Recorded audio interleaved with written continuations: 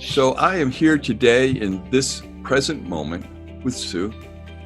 Sue's a fund holder at the St. Paul, Minnesota Foundation and has been an active supporter of arts and many other great things in building the community through this fund and through her relationship with so many aspects of our community.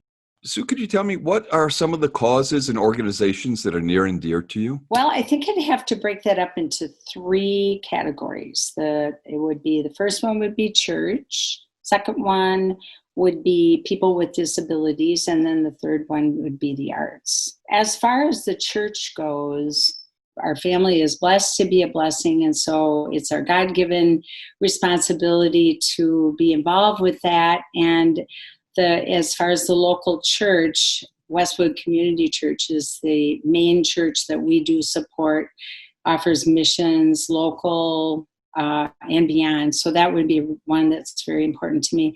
And also Treehouse. And Treehouse is an organization for teens that experience hopelessness, and they provide an opportunity to offering hope through different experiences, after school programs, and that's a faith-based organization. So that would be the first one. Second one, I grew up with a cousin who had disabilities. Because of that, here today, I am very passionately, artistically involved with an organization called On Our Own. And it's persons with disability, and I'm really their art mom, and have been completely blessed to be able to be with them. I think I'm going on about 14, 15 years, and they call me their art mom. And then the last thing, as you know, is the White Bear Center for the Arts. And for me, I have the opportunity to be a teaching artist there, along with doing some fundraising and involved in all facets of the White Bear Center for the Arts, as I know you are. And it's an amazing, wonderful thing that is kind of pulling together my life experiences, and I'm able to come back and do what I love and mentor individuals in their artistic journey. I understand giving is really a family affair for you, that you work Yes. with your siblings on this fund. How does that work out? When my mom and dad were trying to kind of move into retirement, they thought it would be a great time and an opportunity for them to pass the torch in a different capacity. And so my dad decided that it would be a really great thing for us to become fund advisors for our communities. So my brother represents Montana and kind of that area. My sister has quite a variety of different places that she's been involved with, but now has come home. And so she's in the Twin Cities, and then that is true for myself as well. And it's an amazing blessing because we have this amount of money that we can do whatever we want to do with it, and whatever our heart's desires are and our passions. And that's been such a gift for us and for myself to be able to get involved with giving back to the community. Also, it's been an amazing thing too, because now legacy is starting to happen in my own family, where I am now doing what my dad did to me and going to our kids and saying, hey guys, you know what, we give to this, but do you have anything that you're passionate about and that we can maybe start giving to? So now the legacy is kind of moving along. So it's very big for me. I love it. Is there anything you'd like to share about what it's like to work with the St. Paul and Minnesota Foundation? Oh, they are amazing. Anytime you want to talk to them, all available, right there to support us. I think one of the biggest things for me is to, again, hands-on, that kind of thing, is when they have speakers and forums and things like that. I just really appreciate more education and different opportunities to give. That kind of education has been really, really important to me. And it's amazing. They're always there. Has anything happening in current events changed the way you think about giving or what you're doing? In the different organizations that I'm giving to, or that we as a family are giving to, there are deeper needs.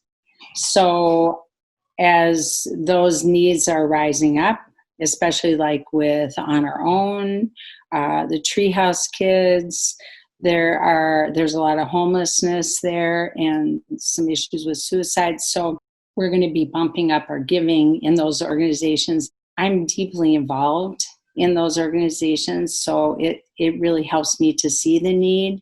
This way, I can be much more hands-on and really meet the need where it is. And the COVID has been, all the things that have been going on are really, really difficult, and the stressors. And so to think that we can build up some resources for them to support them has been a really big gift. It's clear to me that you really like to connect with people as well as the organizations when you're trying to change the lives and the world of individuals. Right. Can you share a story about someone in your community who's inspired you through their resilience or creativity?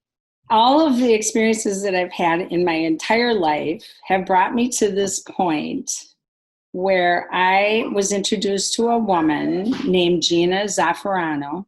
So Gina came to me, and we had an opportunity to talk for a really long time. And her heart and passion was for kids in hospice care and end-of-life care. And so she decided to start this little thing, which has turned into a big thing, called Ziggy's Art Bus. Ziggy is her dog. We raised money and bought a Metro Mobility bus, and we stripped it down and turned it into a little miniature art bus.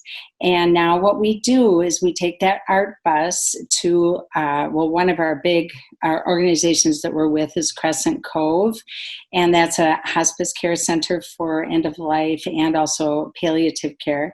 And also Ronald McDonald, and the kids come onto the bus. We maybe create artwork for the families, long-lasting artwork. And our main thing that we do use as a tool to do that is our journey boxes. And we develop these beautiful little boxes with the kids, and then they put their artwork inside. So I hear you talk about your giving as a calling and as a way to give not just your money, but your time and your heart to things. Yes. That's very, very important to me. My company name is called the Dancing Paintbrush, and I talk about my heart spilling from my dancing paintbrush. And so I guess that would kind of fall into this whole thinking that we're spilling our blessings, we're spilling our love, we're spilling, our God-given responsibility to bless others. So I probably have said that a few times, but that is kind of the essence of really who I am. And as I think about this time, I reflect on how much joy I have when I spend it with an artist, because when I'm with an artist, they are truly present. And so thank you, Sue, for being with us in this present moment. Well, thank you. This has been really, really fun.